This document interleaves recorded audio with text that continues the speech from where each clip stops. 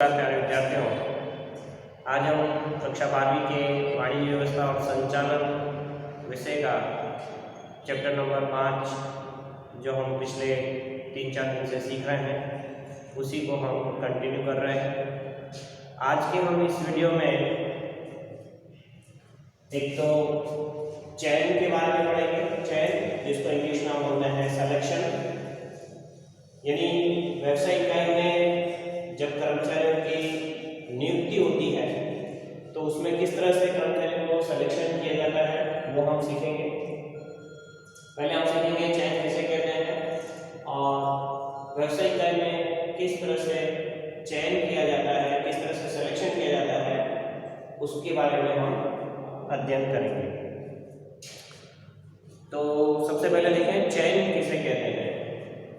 तो चयन एकदम सरल अर्थ है कि भाई जो आवेदन पत्र हमें प्राप्त हुए हैं, आवेदन पत्र यानी कि जो एप्लीकेशन हमें मिली है उसकी हम जांच करेंगे और योग्य उम्मीदवार की नियुक्ति करेंगे। चयन अर्थात आवेदन पत्रों की जांच करना, यानी नौकरी के लिए जिन जिन लोगों ने हमारी व्यवसायिक इकाई में एप्लीकेशन की है, आवेदन पत्र जो हमें प्राप्त हुए हैं उसकी हम जांच करेंगे और योग्य उम्मीदवारों की नियुक्ति करेंगे। तो चयन अर्थात आवेदन पत्रों की जांच करना और योग्य उम्मीदवार की नियुक्ति करना, जिसे हम चयन कहते हैं। चयन जो है भर्ती का ही एक भाग है, यानी कि जो भर्ती हमने जो रिक्रूटमेंट लास्ट वीडियो में सीखा था उसी का ही एक पार्ट है चयन, सिलेक्शन। अब जो चयन हम कर रहे हैं उसका आधार जो है व्यवसायिक इकाई के कद, उसके प्रकार और किस प्रकार के हमारे को कर्मचारी चाहिए उसके आधार पर होता है। यानी चयन की जो प्रक्रिया है वो अलग अलग व्यवसायिक इकाई में अलग अलग होती है। उसका कारण सिंपल ही है कि व्यवसायिक इकाई अलग अलग है, उसका कद अलग अलग होगा और उसके प्रकार अलग अलग होंगे और जिस तरह के कर्मचारी चाहिए उनका प्रकार भी क्या होगा, अलग अलग। इसलिए चयन की जो प्रक्रिया है वो अलग अलग व्यवसायिक इकाई में अलग अलग होती है। जैसे कि हम जानते ही हैं कि कोई भी व्यवसायिक इकाई है, अगर वो बड़ी व्यवसायिक इकाई है तो उसमें उच्च स्तर संचालन, मध्य स्तर संचालन और निम्न स्तर संचालन 3 भागों में विभाजित होती है। तो यदि हम बिन संचालकीय कर्मचारी की नियुक्ति करना चाहते हैं तो उसमें चयन की प्रक्रिया बहुत ही संक्षिप्त और सरल होती है। जबकि उच्च स्तर के अधिकारी की अगर नियुक्ति करनी है जो संचालन में भाग लेने वाले हैं तो उनकी जो चयन प्रक्रिया है वो थोड़ी दीर्घ और सुनिश्चित होती है। चयन का मुख्य उद्देश्य यही है कि योग्य उम्मीदवारों की क्या हो, नियुक्ति है। तो चयन क्या है वो आपको समझ में आ गया होगा। चयन एकदम सिंपल है। मैं आपको एक उदाहरण दूँ। जैसे हमारी व्यवसायिक इकाई में कुछ स्थान रिक्त हैं और उन रिक्त स्थानों की पूर्ति के लिए हमने समाचार पत्रों में विज्ञापन दिया था। उस समाचार पत्र में दिए गए विज्ञापन को पढ़कर जो नौकरी के इच्छुक व्यक्ति हैं वो कंपनी में एप्लीकेशन करेंगे। हम लोग उन एप्लीकेशन को पढ़ेंगे, जांच करेंगे और उसमें से योग्य कर्मचारी की भर्ती करेंगे। उसको हम कहते हैं चयन कहते हैं। अब हम सीखें कि जो चयन की प्रक्रिया है वो होती कैसी है। तो चयन की जो प्रक्रिया है अलग अलग व्यवसायिक इकाई में क्या होती है, अलग अलग होती है। तो हमने एक सामान्य जनरल जो चयन की प्रोसेस है वो हम देख रहे हैं। तो चयन प्रक्रिया का पहला सोपान है स्वागत व प्राथमिक मुलाकात। अब आप सोच रहे होंगे सर ये स्वागत किसका होगा और प्राथमिक मुलाकात, तो मैं आपको एक एग्जाम्पल की तरह समझाऊंगा। भाई जैसे कि हमने अपना ग्रेजुएशन कंप्लीट कर लिया और उसके बाद हमें पता पड़ा कि एक व्यवसायिक इकाई है, उसमें कुछ कर्मचारियों की क्या है आवश्यकता है, ज़रूरत है, तो हम सब क्या हो गए, उस कंपनी में पहुंच गए। यानी कि जिस तारीख को इंटरव्यू के लिए, यानी कि जिस तारीख को हमें बताया गया था, उस तारीख पे हम लोग क्या हो गए, पहुंच गए। तो जैसे ही हम कंपनी में वहाँ जाएंगे तो जो भी कंपनी के जो अधिकारी होंगे, स्वागतकर्ता जो होंगे, वो हमारा वेलकम करेंगे और हमारे बारे में थोड़ी बहुत वो जानकारी प्राप्त करेंगे। यानी स्वागतकर्ता जो है वो हमारा स्वागत करेगा और हमसे प्राथमिक जानकारी प्राप्त करेगा, और जो योग्य लगेंगे वो उन लोगों को क्या करेंगे, वो भर्ती अधिकारी के पास हमारे को भेजेंगे। यानी कि जो उस नौकरी के लायक नहीं है उनको वहीं से क्या किया होगा, भेज दिया जाएगा, और जो नौकरी के योग्य है उनको आगे जो भर्ती अधिकारी है उसके पास भेजा जाएगा। यानी इसका मुख्य उद्देश्य यही है कि जो योग्य हैं उन्हीं को ही भर्ती अधिकारी के पास भेजा जाए, जिससे भर्ती अधिकारी का समय भी कम लगे और जो चयन की प्रक्रिया है वो इजीली हो जाए। यानी कि प्रथम में क्या होता है, जो भी कंपनी नौकरी के इच्छुक उम्मीदवार हैं वो कंपनी में आते हैं, तो वहाँ पर जो रिसेप्शनिस्ट होता है, स्वागतकर्ता होगा, वो उनका स्वागत करेगा, उनसे प्राथमिक जानकारी प्राप्त करेगा, और जो जो योग्य है उनको वो क्या करेगा, भर्ती अधिकारी के पास भेजेगा, और जो उन्हें योग्य नहीं लगेंगे उनको वहीं से घर पे वापस भेज दिया जाएगा। इससे क्या होगा, जो भर्ती अधिकारी है उसके समय में बचत होगी और जो चयन की प्रक्रिया है वो सरलता से पूरी होगी। तो ये फर्स्ट स्टेप है, स्वागत और प्राथमिक जांच।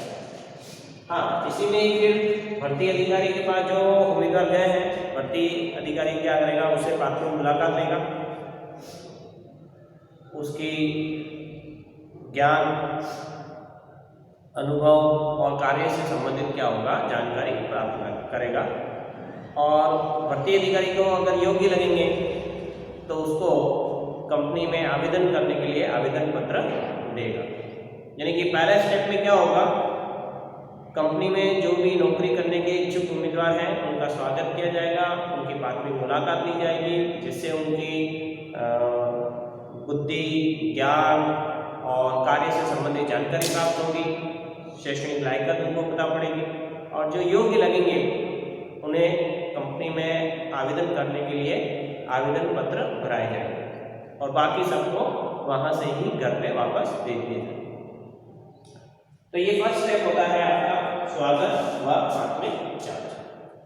दूसरा स्टेप है कि भर्ती अधिकारी को जो योग्य कर्मचारी, यानी कि योग्य उम्मीदवार लगेंगे उनको कंपनी में आवेदन करने के लिए आवेदन पत्र दिए जाएंगे।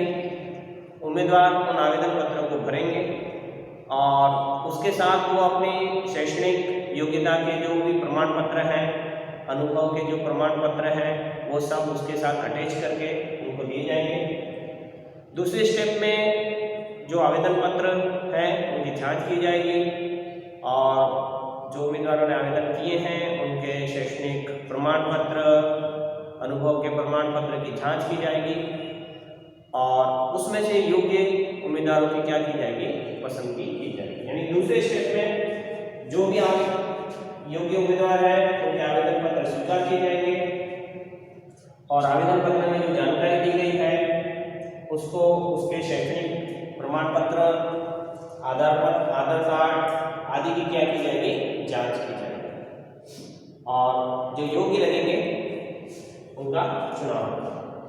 फिर तीसरी जो है, जो योग्य आवेदन, यानी कि जो अयोग्य आवेदन और भरे थे उनको वहीं पे रद्द कर दिए जाएंगे। अब जो जिन लोगों ने आवेदन पत्र भरे थे और भर्ती अधिकारी को जो उनको सही लगे थे उनको क्या किया जाएगा, नेक्स्ट, यानी कि आगे नेक्स्ट सोपान में भेजा जाएगा।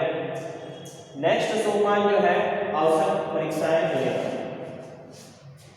यानी जो उम्मीदवार पहला दूसरा स्टेप पूरा कर लिया है उन उम्मीदवारों से क्या की जाएगी, आवश्यक परीक्षाएं ली जाएगी।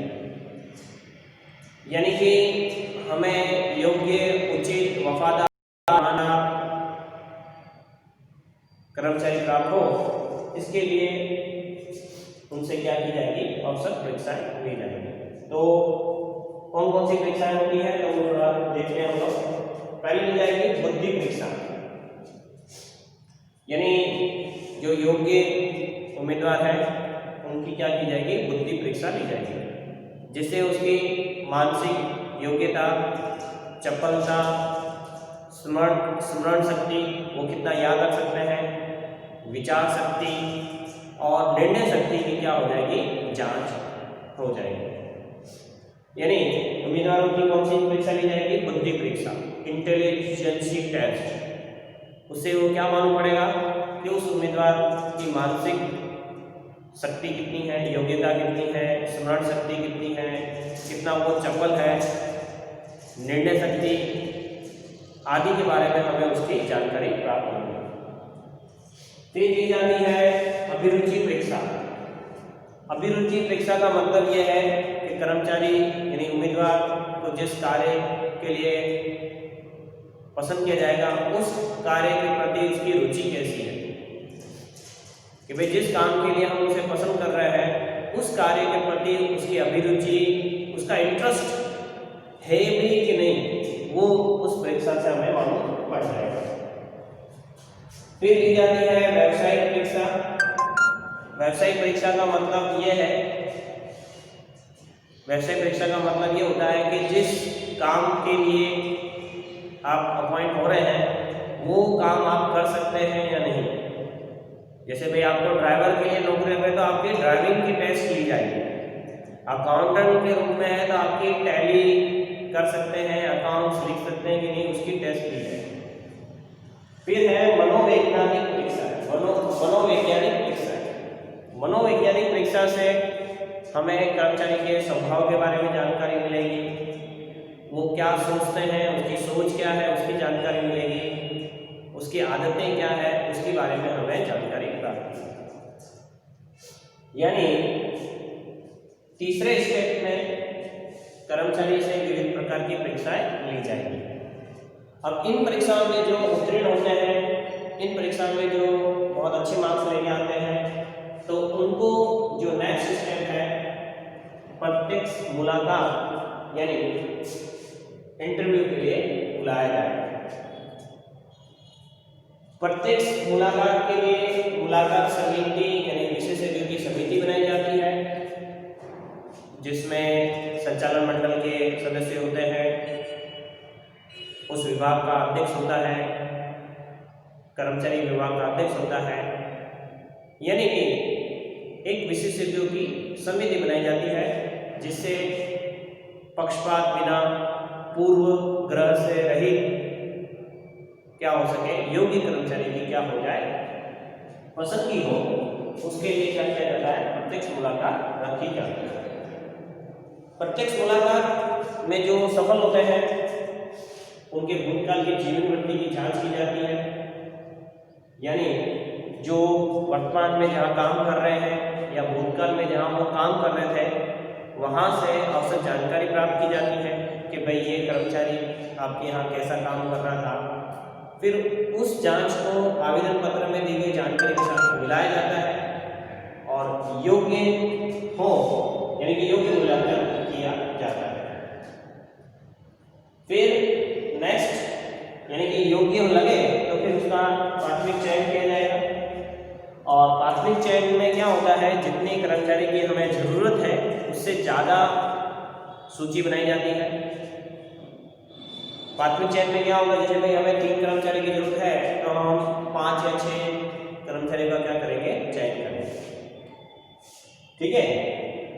और उसमें से जितनी की जरूरत है उतने कर्मचारी को हम मेडिकल टेस्ट करवाने के लिए भेजेंगे, और बाकी जो हमने भाई हमें 3 कर्मचारी की जरूरत थी पर हमने उसके 6 लोगों को पसंद किया, उसका मतलब यही है कि मेडिकल टेस्ट 3 लोगों की जाएगी और बाकी जो है उनको वेटिंग लिस्ट में रखा कि भूतकाल भविष्य में जब अगर और जरूरत पड़ेगी से। फिर हम मेडिकल जांच के लिए जितने की जरूरत है उतने लोगों को हम क्या करेंगे, भेजेंगे। ठीक है, मेडिकल चेंज कराने का मतलब यही है कि जो हमारा कर्मचारी है वो किसी गंभीर बीमारी या उसको कोई प्रॉब्लम तो नहीं है, इसकी जांच करवाना। अगर ये मेडिकल जांच में भी सफल हो जाते हैं तो फिर उन्हें अपॉइंटमेंट लेटर यानी नियुक्ति पत्र दिया जाता है। फिर यानी कि उनका प्रसूति हो गई है और वो कंपनी में क्या कर सकते हैं, नौकरी ज्वाइन कर सकते हैं, ऐसा प्रमाण पत्र उनको दिया जाता है। और उसके बाद लास्ट स्टेप है इकाई परिचय।